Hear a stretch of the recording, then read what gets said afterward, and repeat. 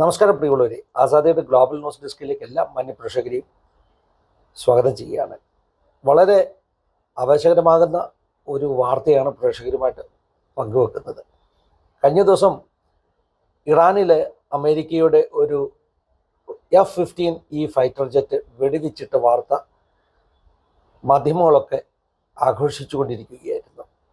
അമേരിക്കയ്ക്ക് ഏറ്റവും വലിയൊരു തിരിച്ചടി എന്ന നിലയിൽ ഇതാ അമേരിക്കൻ ആ ഫൈറ്റർ ജെറ്റിൻ്റെ പൈലറ്റ്, അദ്ദേഹത്തിൻ്റെ കൂടെ ഉണ്ടായ ആ ഒരു മിലിറ്ററി ഓഫീസർ, ഇവരൊക്കെ ഇപ്പോൾ ഇറാനികളുടെ കയ്യിൽ പെട്ടിരിക്കുന്നു എന്ന് ലോകം മുഴുവൻ ചിന്തിച്ച ഒരു വാർത്ത. ഈ 2-3 ദിവസങ്ങൾ അങ്ങനെയൊക്കെയാണ് ആളുകൾ ചിന്തിച്ചുകൊണ്ടിരുന്നത്. അതായത് ഇറാൻ ഭരണകൂടം ഇനാം പോലും പ്രഖ്യാപിച്ചു. ഈ ഒരു അമേരിക്കൻ പൈലറ്റിനെ ജീവനോട് പിടിച്ചു കൊടുക്കുകയാണെങ്കിൽ പിടിച്ചു കൊടുക്കുന്ന ആൾക്ക് $60,000 കൊടുക്കാം, അതിനു തുല്യമായി ഇറാനിയൻ തുക കൊടുക്കാമെന്നൊക്കെയാണ് ഇറാൻ സർക്കാർ പ്രഖ്യാപിച്ചത്. പക്ഷേ $60,000 കുറവായതുകൊണ്ടായിരിക്കാം ആരും ഈ പൈലറ്റിനെ പിടിച്ചു കൊടുത്തൊന്നുമില്ല. മറിച്ച് ട്രംപും അമേരിക്കയും ഈ വിഷയം അങ്ങ് ഏറ്റെടുത്തു.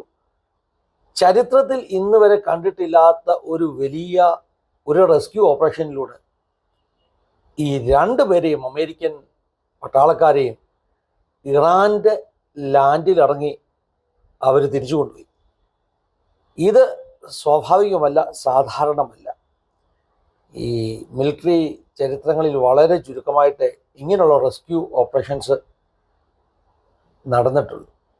അതായത് ഇറാൻ എന്ന് പറയുന്ന രാഷ്ട്രത്തിൽ യുദ്ധം നടക്കുന്ന സമയത്ത് അമേരിക്കയുടെ വിമാനം വെടിവെച്ചിട്ടപ്പോൾ ആ വിമാനത്തിലുണ്ടായിരുന്ന ഈ പറഞ്ഞ പൈലറ്റിനെയും അദ്ദേഹത്തോട് കൂടെ ഉണ്ടായിരുന്ന അദ്ദേഹത്തിൻ്റെ ആ വെപ്പൺ ഓഫീസറെയും അമേരിക്ക റെസ്ക്യൂ ചെയ്ത് സുരക്ഷിതമായി തിരിച്ചു കൊണ്ടുപോയിരിക്കുന്നു. ട്രംപിൻ്റെ ഒരു സോഷ്യൽ മീഡിയ കുറിപ്പ് ഇപ്പോൾ വളരെ വൈഡ്ലി പ്രചരിച്ചുകൊണ്ടിരിക്കുകയാണ്. അതിൽ ട്രംപ് പറയുന്നു, ഞങ്ങളുടെ പട്ടാളക്കാർക്ക് ഒരു ചെറിയ പരിക്ക് പോലും പറ്റാതെ ഞങ്ങൾ, അല്ലെങ്കിൽ ഈ ഇറാൻ്റെ യുദ്ധഭൂമിയിലൂടെ പോകുമ്പോൾ, റെസ്ക്യൂ ഓപ്പറേഷൻ നടക്കുമ്പോൾ ഒരു കാഷ്വാലിറ്റി പോലും ഉണ്ടാകാതെ, ഒരു മരണം പോലും ഉണ്ടാകാതെ ഞങ്ങളുടെ പൗരന്മാരെ, അല്ലെങ്കിൽ മിലിറ്ററി ഓഫീസേഴ്സിനെ റെസ്ക്യൂ ചെയ്തിരിക്കുന്നു. ഇത് അമേരിക്കയ്ക്ക് വലിയ ഒരു സൈക്കോളജിക്കൽ വിക്ടറി എന്ന് പറയാം. മാനസികമായിട്ട് മുൻകൈ തരുന്ന ഒരു വലിയ വിജയമായി മാറിയിരിക്കുകയാണ്. ശരിക്കും ഇറാൻ അമേരിക്കൻ ഫൈറ്റർ ജെറ്റ് വെടിവെച്ചു ഇട്ടു എന്ന് പറഞ്ഞപ്പോൾ കിട്ടിയ ആ അപ്പർ ഹാൻഡ് നേരെ തിരിഞ്ഞു മറിഞ്ഞിരിക്കുകയാണ്. കാരണം ഈ ഒറ്റ ഓപ്പറേഷൻ്റെ വിജയം അമേരിക്ക 2-3 കാര്യങ്ങൾ തെളിയിച്ചിരിക്കുകയാണ്. ഒന്ന്, ഇറാൻ്റെ മണ്ണിലിറങ്ങി അവർക്ക് യുദ്ധം ചെയ്യാനുള്ള കപ്പാസിറ്റി ഉണ്ടെന്ന് തെളിയിച്ചിരിക്കുന്നു. രണ്ടാമത്, ഇറാനിൽ നടന്ന ഈ റെസ്ക്യൂ ഓപ്പറേഷനെ പ്രതിരോധിക്കാൻ ഇറാന് കഴിഞ്ഞില്ല. അത് ഇറാൻ്റെ ഇന്നുള്ള സ്ഥിതിയെ, അവരുടെ ആ ഒരു താറുമാറായ മിലിറ്ററി സംവിധാനത്തെ അത് കാണിക്കുന്നു. ഇറാൻ്റെ മണ്ണിൽ ഇത്തരത്തിലുള്ളൊരു റെസ്ക്യൂ ഓപ്പറേഷൻ നടന്നിട്ടും അതിനെ തടയാൻ അവർക്ക് കഴിയാഞ്ഞത് ഇറാൻ്റെ മിലിറ്ററി വീക്ക്നെസ്, ഇറാൻ എത്രമാത്രം താറുമാറായിരിക്കുന്നു എന്നുള്ളതിന് തെളിവായിട്ടാണ് ഈ പറഞ്ഞ വിശകലനം ചെയ്യുന്നവർ അഭിപ്രായപ്പെട്ടുകൊണ്ടിരിക്കുന്നത്.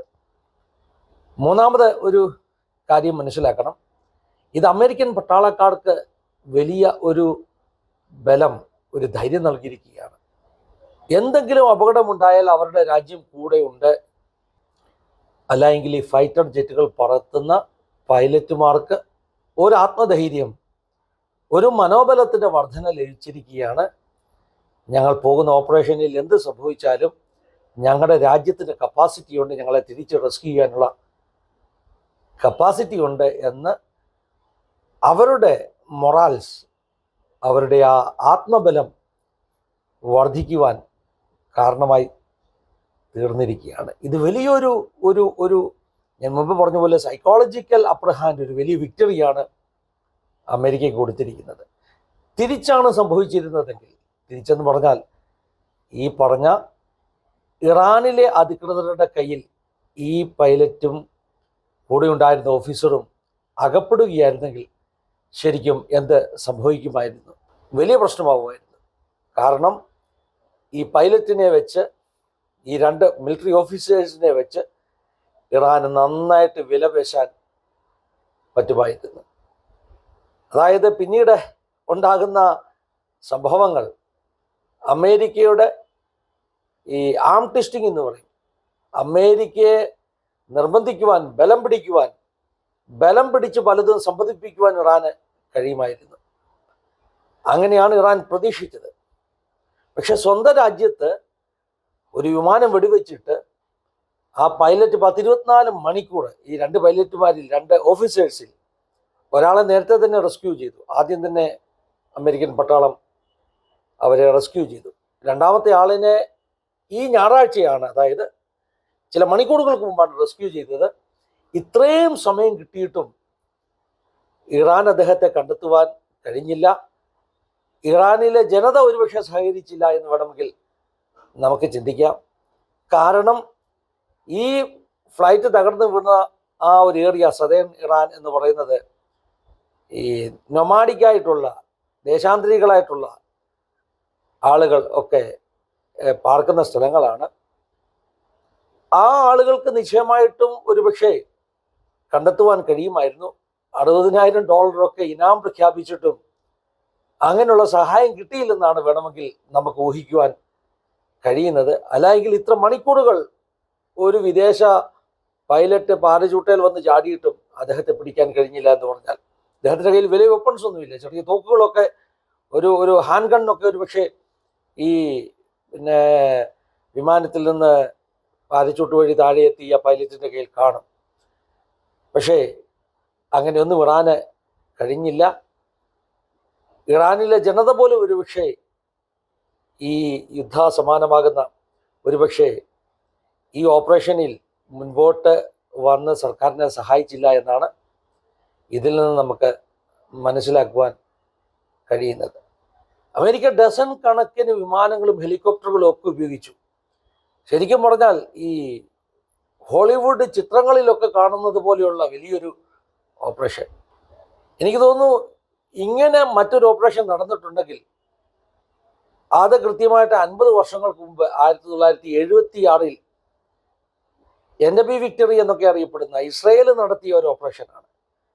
ഇസ്രയേലിൻ്റെ തട്ടിക്കൊണ്ടുപോയ, ഹൈജാക്ക് ചെയ്ത ഒരു വിമാനം തിരിച്ചു പിടിച്ച, അതിലെ ജനങ്ങളെ, ഇസ്രായേൽ പൗരന്മാരെ, യഹൂദന്മാരെ രക്ഷിച്ച ഒരു ചരിത്രമുണ്ട്. അത് ഒരു ഫിലിം കഥ പോലെ ഇങ്ങനെ പാടിപ്പുകഴ്ത്തുന്ന ഒരു ചരിത്രമാണ് ഈ പറഞ്ഞ എൻഡബി ഓപ്പറേഷൻ എന്ന് പറയുന്നത്.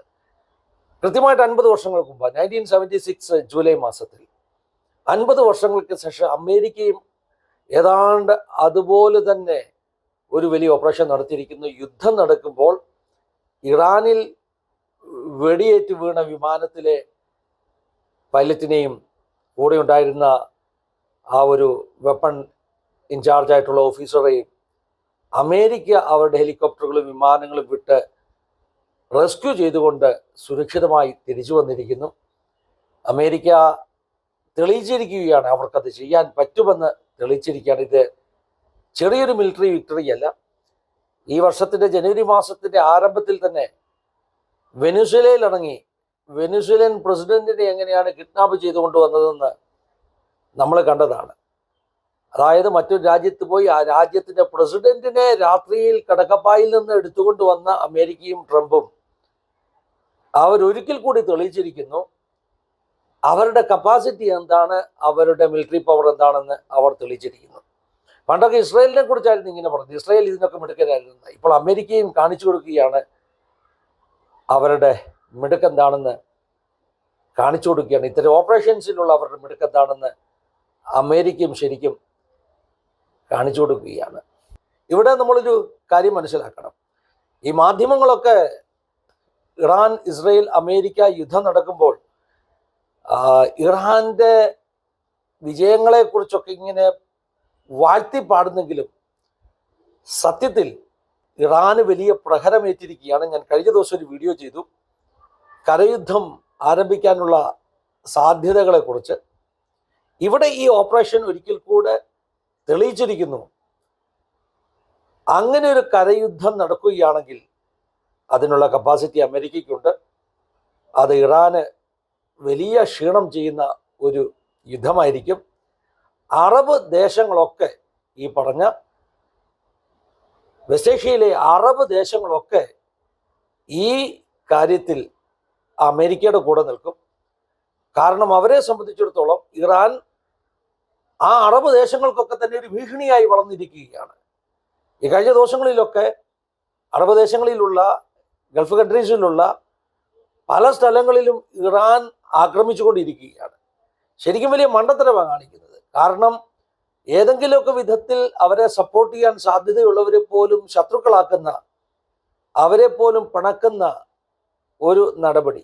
ഞാൻ കഴിഞ്ഞ വീഡിയോയിൽ പറഞ്ഞല്ലോ, സദാം ഹുസൈൻ ചെയ്തതുപോലെ, സദാം ഹുസൈൻ്റെ സാമ്രാജ്യത്തെ മോഹങ്ങൾ പോലെ തന്നെ മുഴുവൻ ഗൾഫ് മേഖലയെയും തങ്ങളുടെ അധികാരത്തിൻ്റെ കീഴിൽ കൊണ്ടുവരണമെന്ന് ആഗ്രഹിച്ച ഒരു ഭരണകൂടത്തിൻ്റെ ആ സർവാധിപത്യ സ്വഭാവത്തിൻ്റെ, ഒരു സാമ്രാജ്യത്വ ആഗ്രഹത്തിൻ്റെ ഒരു വിപരീത ഫലമാണ് ഇന്ന് കൂടെ നിൽക്കേണ്ടവർ പോലും അവർക്കെതിരായി തീരുന്നതിന് കാരണമായിരിക്കുന്നത്. എന്താണെങ്കിലും ഈ യുദ്ധത്തിൽ ഒരു കാര്യം ഉറപ്പാണ്, ഈ അമേരിക്കയും ഇസ്രയേലും ഒക്കെ ഉപയോഗിക്കുന്ന ടെക്നോളജിയോട് കിടപിടിക്കുവാൻ ലോകത്തിലെ മറ്റ് പല ശക്തികൾക്കും കഴിയുകയില്ല. അത് തെളിയിച്ചുകൊണ്ടിരിക്കുകയാണ് ഈ യുദ്ധം. ഒരു അപ്രമാദിത്യമൊന്നും ഞാൻ പറയത്തില്ല. അമേരിക്കയ്ക്ക് ഇസ്രയേലിനൊരു അപ്രമാദിത്യം ഈ യുദ്ധത്തിലുണ്ടായെന്നൊന്നും ഞാൻ പറയത്തില്ല. പക്ഷേ നല്ല മേൽക്കൈ ഈ യുദ്ധത്തിലുണ്ടാക്കുന്ന ഒരു സംഭവമാണ് നമ്മൾ ഈ ഞായറാഴ്ച കണ്ടത്. മാത്രമല്ല, ട്രംപ് തൻ്റെ സോഷ്യൽ മീഡിയ കുറിപ്പിൽ ട്രംപിൻ്റെ വിജയത്തെക്കുറിച്ച് മാത്രമല്ല പറഞ്ഞത്, കൂട്ടത്തിൽ അദ്ദേഹം ഇതുകൂടെ പറഞ്ഞു, എല്ലാവർക്കും ഈസ്റ്റർ ആശംസകളെന്ന്. ഈസ്റ്റർ പുനരുദ്ധാനത്തെ ആഘോഷിക്കുന്ന, ഉയർപ്പിനെ ആഘോഷിക്കുന്ന ഒരു സെലിബ്രേഷനായിട്ടാണല്ലോ ലോകം മുഴുവൻ കൊണ്ടാടുന്നത്. ട്രംപ് അമേരിക്കയുടെ വിജയത്തെക്കുറിച്ച് പറഞ്ഞപ്പോൾ കൂട്ടത്തിൽ പുനരുദ്ധാനത്തിൻ്റെ, ഈസ്റ്ററിൻ്റെ ആശംസകൾ കൂടെ പറഞ്ഞാണ് നിർത്തിയതെന്നത് എനിക്ക് ഈ വിഷയത്തിൽ അല്പം കൂടെ കൗതുകം ഉളവാക്കുവാൻ കാരണമായി തീർന്നു. അതും പ്രേക്ഷകരുമായി പങ്കുവെച്ച് ഈ വാർത്താക്കുറിപ്പ് ഇവിടെ നിർത്തുകയാണ്. ദൈവം എല്ലാവരെയും സഹായിക്കട്ടെ, അനുഗ്രഹിക്കട്ടെ. God bless you all. Have a wonderful day.